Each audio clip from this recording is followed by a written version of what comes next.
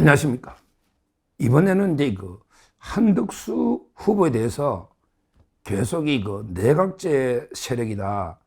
이런 식으로 그래서 한덕수는 도저히 안 된다. 이런 음모 가짜뉴스가요. 계속 조직적으로 유포하는 이런 좌파들의 공작이 있습니다. 여기 우리가 절대로 좌파들의 공작에 속아 넘어가면 안 됩니다. 한번 생각해 보세요. 한덕수 대행이 개헌을 하겠다. 이렇게 강하게 주장했습니다.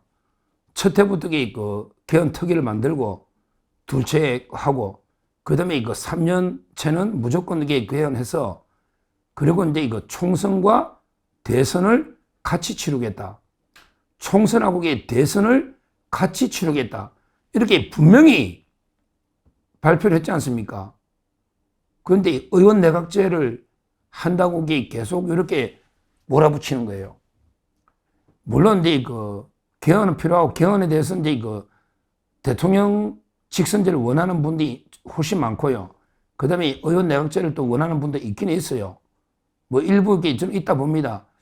제 개인적으로는 우리가 대통령 직선제를 87년에 60 항쟁 이래가지고 직선제를 쟁취했고요.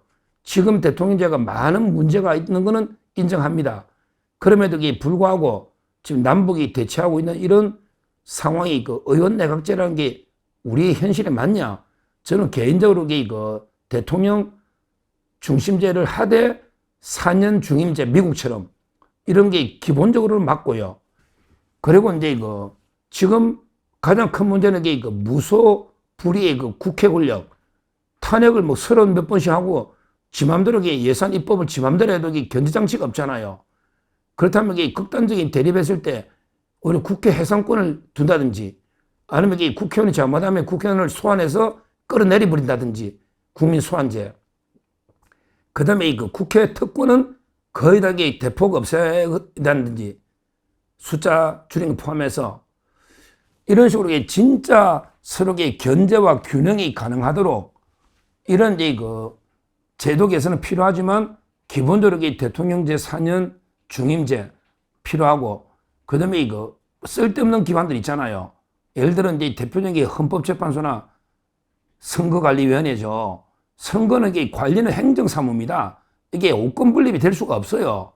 기본적으로 행정사무예요. 따라서 이제 선관위를 거의 폐지하고 행안부에서 선거관리가 되거든요. 공무원들도 똑같습니다. 선관위보다 덜 썩었어요. 오히려 덜 썩었다고. 헌재는 진짜 필요 없는 조직이고요. 이런 식의 어떤 개헌은 필요하다. 이렇게 저는 보는데, 근데 하여튼 중요한 거는 밑도 끝도 없이 계속 어떤 사이트나 보면 조직적으로 유포하는 게 있어요. 한덕수는 내각제 세력이니까 절대 되면 안 돼. 뭐 예를 들어 조중동이나 특히 홍석현 중앙일보나 이런 뒤에 압력하는 딥 스테이트. 요거는 정식 국가 통치 체계가 아니고 배후에서 뭔가 음모를 꾸미는 이런 조직들 있잖아요. 이런 내각제 세력이 있어. 거기에 보면 조중동이나 또는 김앤장이나, 그러면 한덕수도 김앤장이 몇 년 있었지 않냐, 이러면서 음모를 퍼뜨리는 분이 좌파들이 주로 한덕수 공개할 때 쓰고, 근데 거기에 일부 우리 우파라고 하는 사람들도 일부 거기에 동조를 한 건지 진짜인지 이런 식으로 조직적으로 유포해서 한덕수를 공개하는 이런 세력이 보인단 말이에요. 제 눈에는 보인다고. 근데 이거는 말도 안 되는, 저는 맡아도 가짜뉴스입니다. 김앤장 자체는요, 로펌입니다. 저도 김용민 변호사도 잘 알지만 김앤장 자체는 정치 조직이 아니에요. 굳이 그런데 개입할 이유가 없는 거예요. 물론 김앤장에 있는 변호사들이 개인적으로 정치에 관심 가지고 개입할 수는 있지만, 김앤장 자체는 로펌입니다. 그러게 조중동 언론인 중에 물론 좌파들이 많죠. 진짜 이게 보수 언론이냐, 이제 부끄럽다. 윤 대통령 탄핵이나 계엄 이후에 보면 진짜 동아일보나 중앙일보나 조선도 일부 이런 부끄러운 언론이 많지만, 그러나 거기도 내각제 지지하는 사람도 있고 대통령 지지하는 사람도 있지. 조직적으로 신문 자체가 굳이 의원 내각제 한들 저거 한데 무슨 조직적으로 개입할 이유도 없고, 그게 무슨 신문사에 도움이 되는 것도 아니고요. 대통령 제도기 대를 이어서 다 잘 살고 기득권층으로 버티고 있는데 굳이 뭐 의원내각제 바꿔야지 됩니까? 이것도 저는 호불호, 선호하는 게 언론인마다 다 다르기 때문에 조직적인 이런 세력은 아니다 이래 봅니다. 무엇보다 한덕수 대행이 지금은 이제 이거 대선하고 총선을 맞추겠다 3년 뒤에 뭐 이렇게 이야기하고 있는데 갑자기 의원내각제 이거는 이제 그냥 한덕수를 공개하기 위한 거짓 가짜뉴스에 불과하다 이렇게 저는 봅니다. 뭐 실제 지금 김문수 후보하고 한덕수 대행이요 정말 이게 심각한 단일화 완전히 낭기류를 만나서 우리 비행기 타고 가다 보면 이게 막 비행기가 통째로 흔들리는 낭기류 있잖아요. 지금 이게 심각한 우려를 자아내고 있는 이런 이제 상황이에요. 한덕수 대행은 이제 뭐 본인이 이제 여론의 우위를 점했다.